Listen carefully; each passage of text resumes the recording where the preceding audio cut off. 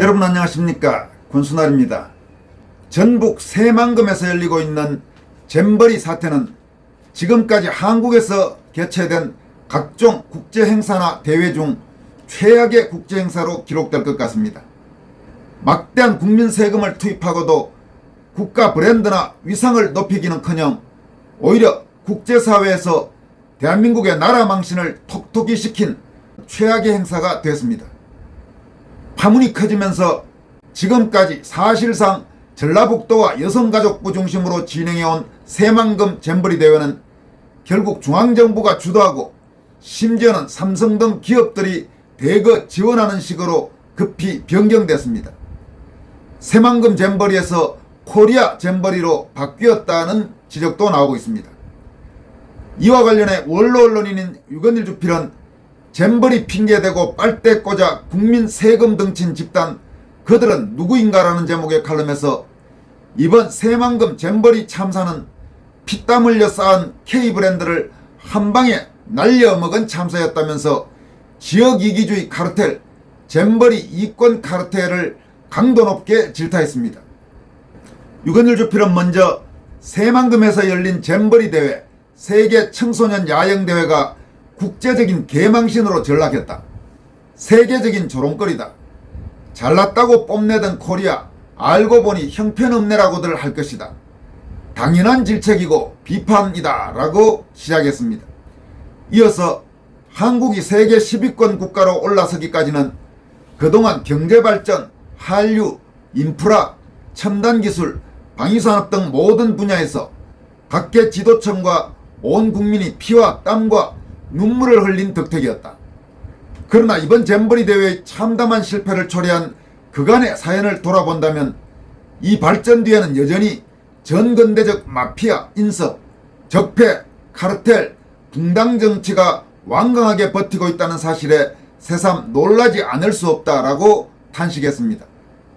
유주필은 이어서 잼버리 대회가 원래 강원도 고성이나 전라북도 무주에 개최될 예정이었다가 새만금으로 옮겨간 그 자체에 심각한 문제점이 있다고 지적했습니다. 그는 잼버리 대회는 처음에 강원도 고성에서 열리는 듯 했다. 그러다가 이것이 어찌어찌 전라북도 무주로 옮겨지는가 싶더니 이내 다시 새만금으로 귀착한 게 아닌가. 고성엔 산과 숲과 바다가 있다. 무주엔 산과 숲이 있다. 캠핑 장소로 그런 대로 떠올릴 수 있는 곳들이다. 그런데 새만금 간척지에 숲을 만들겠다는 제안을 해 세계연맹으로부터 장소 이전 허가를 받았다. 그러나 염분 때문에 나무가 자랄 수 없는 곳이 새만금이다. 그러니 이건 완전한 진흙탕이란다. 그야말로 나무는 하나도 없고 풀도 귀한 흙벌판이라 하면 지나칠까. 어쨌든 미정유의 말복더위에 새만금 황야의 천막은 미국 데스밸리의 천막 침격이다. 이게 무슨 미친 짓인가라고 강도 높게 질타했습니다. 여러분 정말 이게 지금 말이 되는 이야기입니까? 이 더위에 새만금에서 잼버리 대회를 한다? 도대체 이따위 발상을 한 사람들이 누굽니까? 고성도 아니고 무주도 아니고 그야말로 황량하기 짝이 없는 새만금에서 이 잼버리 대회를 한다. 나무를 심다고 했는데 나무 결국 심지도 않았잖아요. 그리고 이 지금 한참 더위에 문제가 안 생긴다면 그게 이상한 거죠. 유건일 주필은 이어서 그러나 이 미친 짓이 실제로 일어났다. 일어날 수밖에 없었으니까. 왜? 일어날 수밖에 없도록 만들었으니까. 누가? 중앙정부 예산에 빨대 꽂은 집단, 그리고 이것과 연결된 중앙정치의 네트워크란 지적이다. 이렇게 분석했습니다. 이어서 그런가? 그렇다면 이 창피와 국격실추와 낭비와 마피아 짓을 이제부터 철저하게 파헤치고 문책해야 한다. 1. 경위조사, 2. 책임소재 규명, 3. 로비의 실체와 구조, 4. 형사고발, 5. 이권 카르텔에 대한 국민적 징벌 등등. 다른 문제에서라면 어떤 대사건이 나면 의뢰의 벌떼처럼 일어나 이것도 윤석열 책임, 저것도 정부 책임 어쩌고 난리 법석이 났을 것이다. 그런데 웬일인지 이 문제에 대해서만은 그저 그렇다. 이유라도 있나? 있어? 영국도 떠나고 미국도 떠난다. 싱가포르도 떠났다. 이 더위에 화장실, 샤워 시설이 시원치 않다면 떠나지 않는 게 오히려 이상하다. 유건일 주필은 이어서 다음과 같이 강조합니다.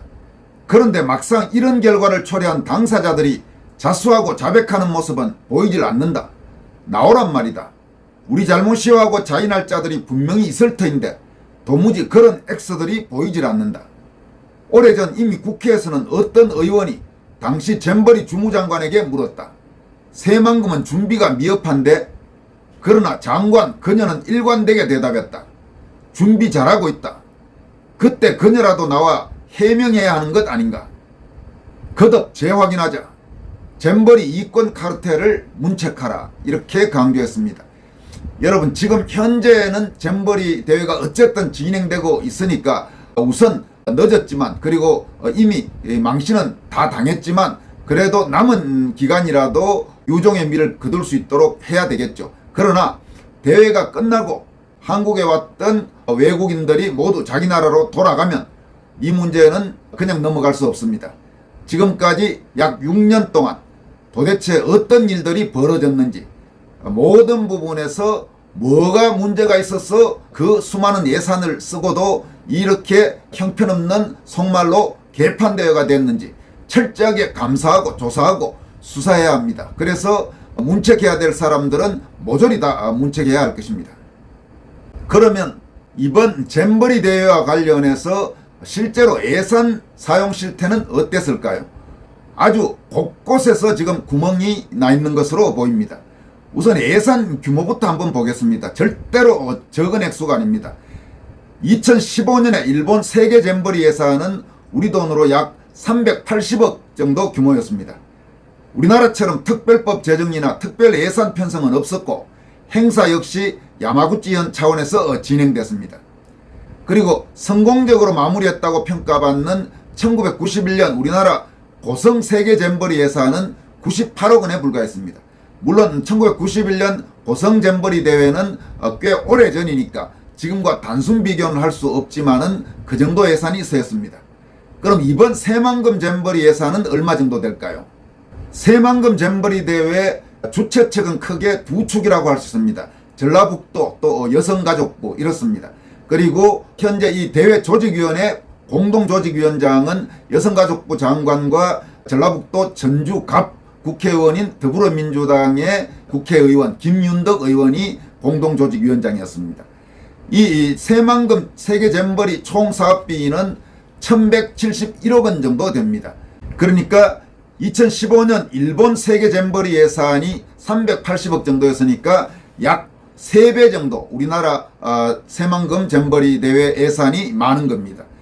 이 가운데 조직위원회 인건비 등 운용비로만 무려 740억 원이 넘는 돈이 투입됐습니다. 반면 화장실, 샤워장 등 야영장 시설 조성에는 129억 원, 그러니까 운영비보다 훨씬 적은 돈입니다. 이와 관련해서 집권여당인 국민의힘은 잼버리 예산 1,000억 원의 사용초가 의심된다면서 철저한 조사가 필요하다고 그렇게 강조하고 있습니다. 정부에 따르면 2018년부터 2023년 동안의 잼버리 준비기간 예산은 1171억 1,500만 원이었습니다. 국비 302억 원, 전북도 등 지방비 418억 원 등 국민 세금 720억 원이 들어갔습니다. 나머지는 자체 수입 400억 원, 또 5개 광고 수입 49억 원 등이었습니다. 이후에 추가로 정부와 지자체 예비비와 특별교부세 231억 원이 투입됐습니다. 이를 합하면 총 사업비는 1,402억 1,500만 원이 됩니다. 이렇게 되면 일본 잼버리 예산보다는 3배도 훌쩍 넘는 그런 거의 4배에 가까운 수준이 되는 거죠. 가장 많은 비용이 들어간 항목은 조직비 운영비였습니다. 740억 원이 인건비 등 운영비로 지출됐는데 잼버리 사무국 조직위는 각종 실무팀만 30개로 총 인원은 117명이라고 합니다. 여기에 정부지원위원회 30명, 실무위원회 19명, 조직위원회 152명, 집행위원회 21명 등 상위기구와 전라북도 등 지방정부 조직까지 합치면 행정조직 운영에만 엄청난 돈이 들어간 겁니다. 반면 잼버리 행사의 필수적인 기반시설에는 235억 원, 야영장에 129억 원, 직소천 활동장 36억 원, 대집회장 30억 원 등 현장 인프라 구축에 필요한 시설비에는 조직위 운영비 740억 원보다 훨씬 적은 돈이 들어갔습니다. 세계 잼버리 유치 확정이 될 때 총 사업비는 491억 원이었지만 2020년 12월에 사업비는 846억 원으로 2배 가까이 늘었고 그 뒤에도 계속 늘면서 1100억, 심지어는 추가 예비비까지 하면 1400억 원으로 아주 치솟았던 것입니다.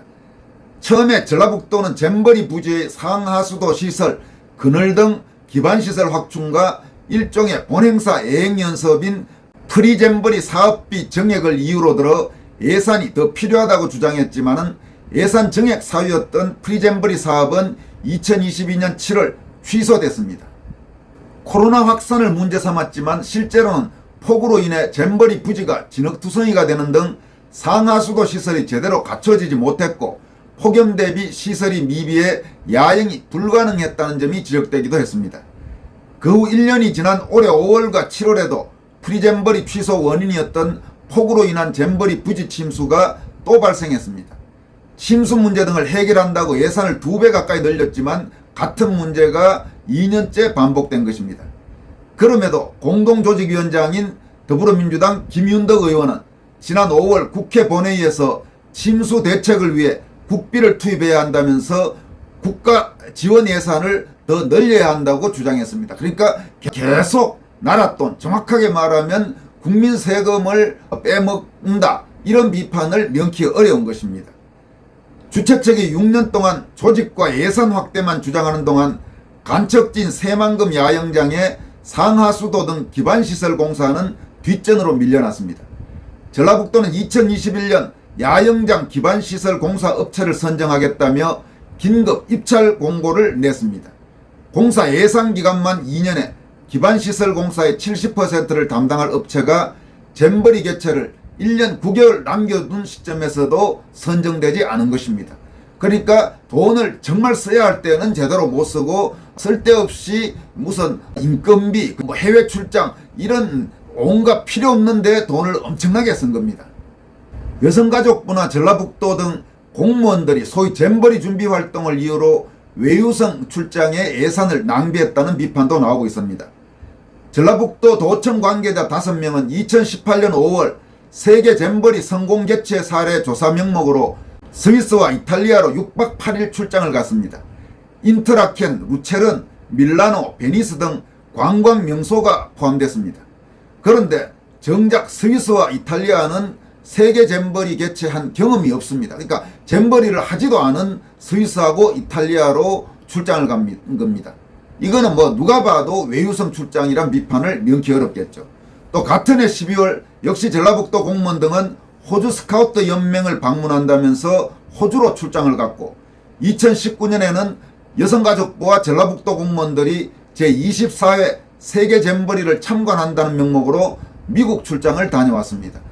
그 과정에서 과연 국민 세금 예산이 얼마나 효율적으로 집행됐을지는 여러분들의 상상에 맡기도록 하겠습니다. 오늘 마지막으로 살펴볼 소식은 고영주 변호사가 대표를 맡고 있는 우파정당 자유민주당이 내년 22대 총선을 앞두고 1차 공약 발표를 했습니다. 자유민주당은 8월 7일 발표한 2024년 4.10 총선 1차 공약 12개 항을 통해서 상당히 눈에 띄는 공약들을 많이 발표했습니다. 자유민주당은 먼저 국회의원 세비는 절반만 받고 나머지는 국고에 반납, 보좌관 9명 중에서 5명만 채용, 국회의원 불체포 특권 등 모든 특권을 포기한다는 공약을 가장 먼저 내세웠습니다. 두 번째로는 문재인 간첩죄 수사를 추진하겠다고 공약했습니다. 문재인이 김정은에게 넘겼던 USB 및 대북 송금 등을 수사하겠다는 겁니다. 세 번째 공약은 반국가 활동을 하는 시민단체에 대해서는 보조금을 전액 폐지하겠다고 공약했습니다.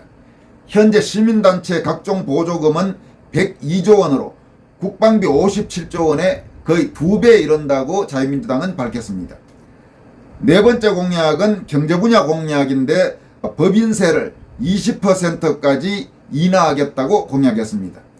중국이나 일본에서 벗어나는 기업을 유치하고 세계의 공장으로 성장하고 기업을 존중하는 사회를 만들겠다, 이렇게 공약했습니다. 다섯 번째 공약으로는 검수완박 폐지, 공수처 폐지, 국정원 대공수사권 부활, 형법상 간첩죄 강화 등을 공약했습니다. 자유민주당은 여섯 번째 공약으로는 5.18 특별법과 제주 4.3 특별법, 여순사건 특별법, 민주유공자 애호법을 모두 폐지하겠다고 공약했습니다.